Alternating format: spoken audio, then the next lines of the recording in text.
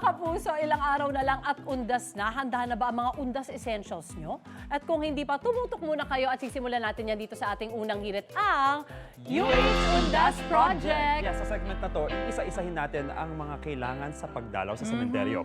Una, syempre, kandila. Check. At ang ibibida natin this morning, mga long-lasting at affordable na kandila. Yan naman ang gusto natin, di ba? Long-lasting na at syempre affordable. Para dyan makakasama natin may-ari na isang candle business na si Harriet Bayang. Good morning, Harriet. Good Good morning, morning. ma'am. Good morning po. At Morning good morning po. sa lahat ng nanonood po. There you go.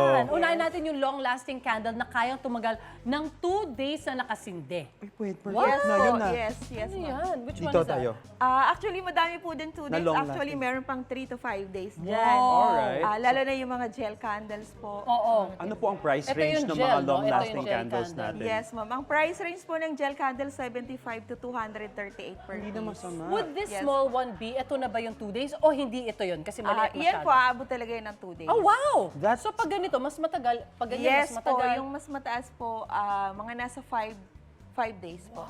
And this candle, hindi siya yung usual na wax. Ano pala Oo, siya? Ang gel. gamit na gel. Alright, Yes. okay. Okay. Meron naman tayo dito tinatawag na memorial candles. Ano naman po yung kagandahan ng kandilang to at saka magkano po siya nabibili? Yung memorial candle po, These. ito po yun. Ito pala. Yan, yes, yan po. Ano po yan, it takes mga 2 to 3 days din. Consistent yung sindi niya. Oho. Ano lang siya, simple lang, pero ang ganda kasi nung itsura niya. And Tsaka, then there's opo, actual may ano scent dito. na din po siya. Tsaka it's almost This is personalized, I vanilla? think. Diba? You can probably have it personalized kung gusto niyo. Yes po, pwede po sila magpa-personalize kung mayroon silang gustong message or kaya image Yung ng... name mismo Opo. nung ano. Or Yes ito, po. si Mahal nila sa buhay. Sacred Heart, nandyan. Alam mo, ang kailangan ko lang mga tips later is, una sa lahat, paano sinisindahan pag malalim na siya? You really need ano, no? Opo, Or- meron pong torch na ginagamit. Or kami po gumagamit kami ng stick candles. Kasi gaganon mo lang naman siya, stick candles. Stick candle. Pwede. Alright. Opo. Okay. And then, meron din tayo nitong lamp glass candles. Alin Yes yung po. lamp glass candles? Eto po, ma'am. Ay, ang ganda. Ang Opo. sosyal. Magkano yan? Na open area may Yung undas. ganyan po, 289 pesos. Scented na po siya. At saka maglalast na rin siya ng mga 2 to 3 days po. Wow! At saka parang mas windproof siya. Yes Yun po, yung kanyang opo. special, Bagay yan ano. sa mga open na space. Correct. Oh, Yes which is po. like cementerio. Yes Perfect. po. Opo. Meron din tayo dito ang Vigil Glass Candle. Magkano Yes naman po. po yun? At saka saan na po yun? Sa Vigil Glass Candle po, ito yung, actually, meron pa kami mas malit dito. Ito po, mga 24 hours to 36 hours. Oho. Depende po sa location kung malakas talaga yung hangin hanggang 24 hours siya. Ang kagandahan po dito, wala siyang kalat.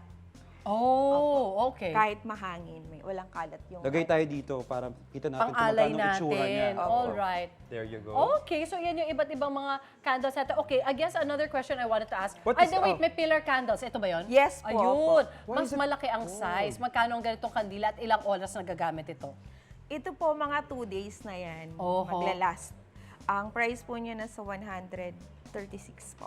Kasi mas plain siya kumpara Opo, dun sa iba pa nating solid nut-check. yung laman sa loob. So ito, kapag nangongolekta kayo ng wax, ito yung pwede nyo makuha ng kasi wala siyang balot sa That is gilid. right.